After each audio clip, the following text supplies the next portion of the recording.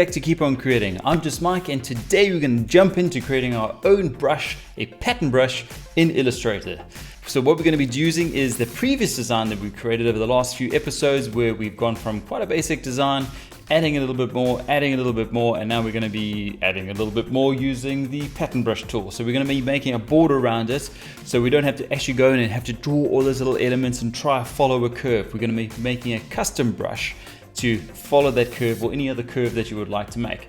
Now, you don't need to go watch all those episodes to know how to make a pattern brush. If that's all you're here for, hang tight, we'll jump into it. Although it would be cool to get a few more views on those videos. So if you find the video helpful in any way, please hit the like button. It really helps the channel out. It spreads the word. And if you want to see more of these videos, hit subscribe and I'll make more videos. So with all of that said, let's just give it some zip zap zoop and jump right in. Okay, so we've got our previous design open here. I'm gonna head over to the side, just zoom in a little bit. I always like to zoom in a bit, focus. I'm gonna get my rectangle tool, hit M, and just drag this out over here. Okay, I have got a key line around it at the moment, or a stroke. I'm just gonna take that off. Okay, so you can see I just made sure that my stroke over here has no key line. And just for sake of me doing things, I am going to make this black. So I'm going to just get my direct selection tool, select over a corner. I'm going to drag that in. I'm going to drag this corner in here. Okay. I'm going to select everything, Alt drag this over and hit Command D to duplicate it. Now I want to make all these a little bit different. So I'm just going to get some corners and just round them up. I'm actually going to take those two corners, squish them over there a little bit, squish this one. Okay, making them a little bit different to each one, because I want them to be, our design currently is quite rough and all over the place, so we want to make this a little bit more rough and all over the place.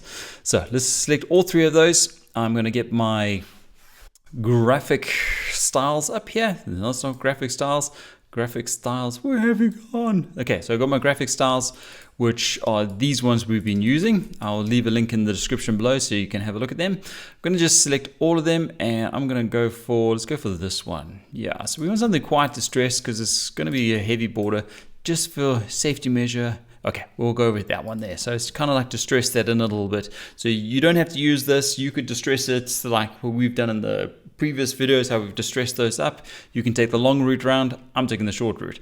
Select all of them. I'm going to go Object, Expand Appearance. Okay, and then I'm going to select individual ones and go Image Trace, Expand, and do the same for each one of these. Unfortunately, you can't select them all together and do them at the same time. It just doesn't work like that. So I've expanded all those. I get my direct selection tool, selecting their white color, select same and full color. I'm just going to hit delete to get rid of all that. Now we left those three trapezoids, and I'm going to get my rectangle tool up again, and I'm just going to draw a rectangle at the bottom of this. Let's just make it black so it's all the same color.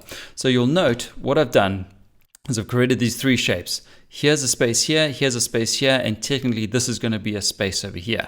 So we will see how this works in a little bit. If I want to go roughen this up a bit, I can use the same method as I've done for the previous ones. I can just get my pen tool, just take little pieces out of here, just little bits somewhere like there, and just take a little notch off there, and then I'm just going to come back around, do that, so close my shape off, select both of those items. Yes, you can use the shape bender tool if you want. I'm just going to use that subtract minus, and I've got little punch holes where I want them.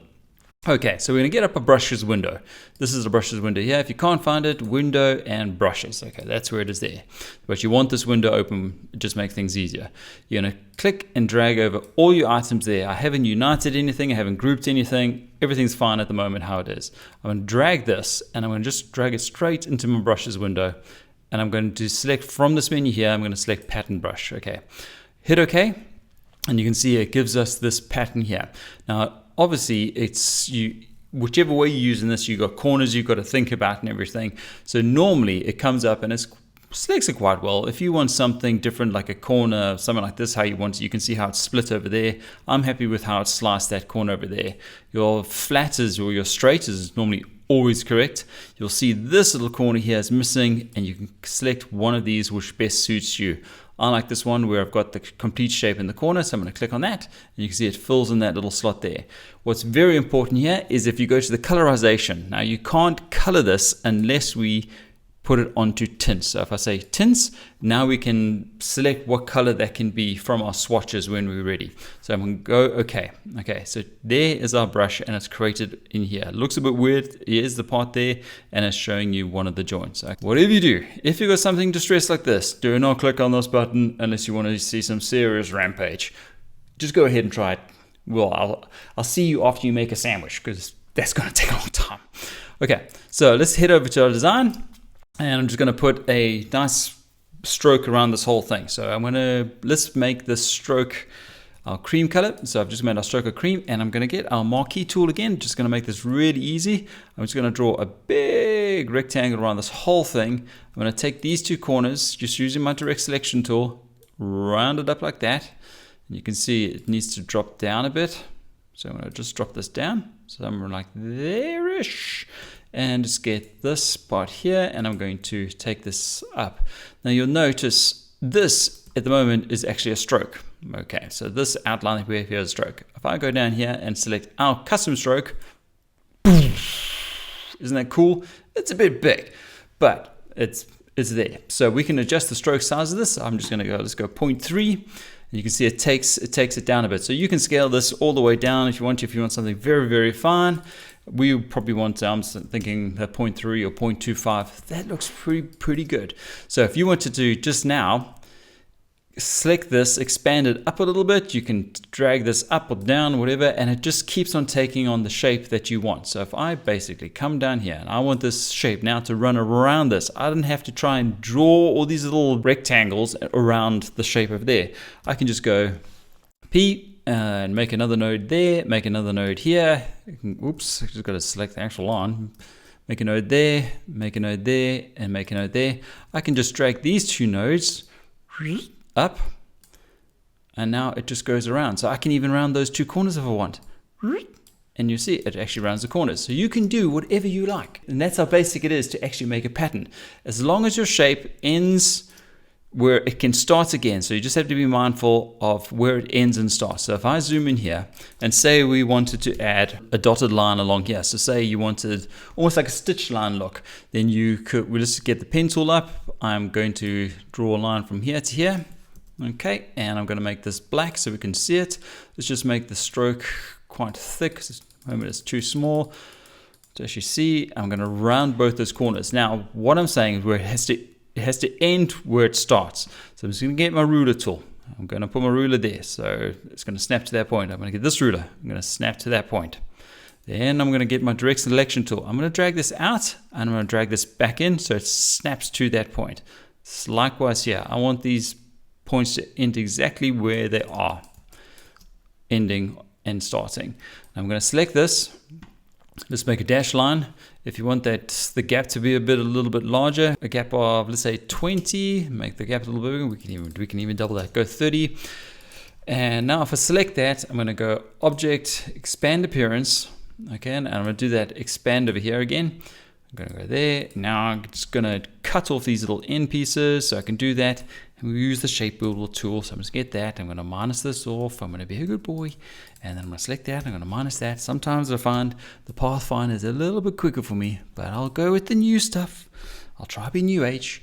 And I'll minus this off. And I'll minus that off. Okay. So now if I click this and I'll go to our brushes, I'll select all of that and I drag this in here.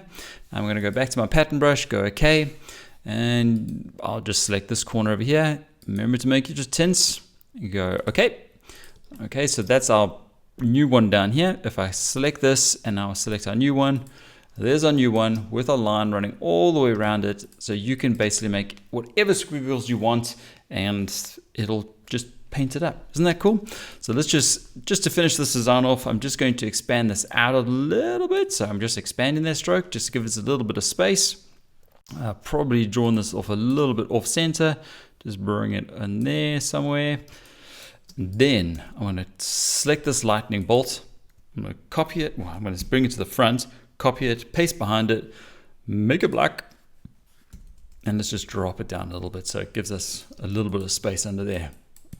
And there is our final design. And there we have it. You've created your own pattern brush stroke in Illustrator. Wasn't that easy? You just got to remember where you start is where you finish, and it's got to be repeatable. So you can create a really funky shape if you want, and that it looks a bit odd and really broken up. Or if you want something a bit more seamless, just remember, start, end, start, end. It's as simple as that. If you found this video helpful in any way, please hit this like button. Don't forget to subscribe if you want more of these videos. And I shall catch you on the next one. I'm out of here.